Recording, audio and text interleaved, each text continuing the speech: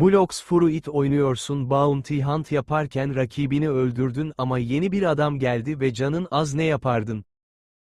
Bounty'yi kaptım. Görev tamam. Canım azsa asla kahramanlık yapmam. Hemen gökyüzüne ışınlanır. En yakın güvenli Tereddüt bile etmem.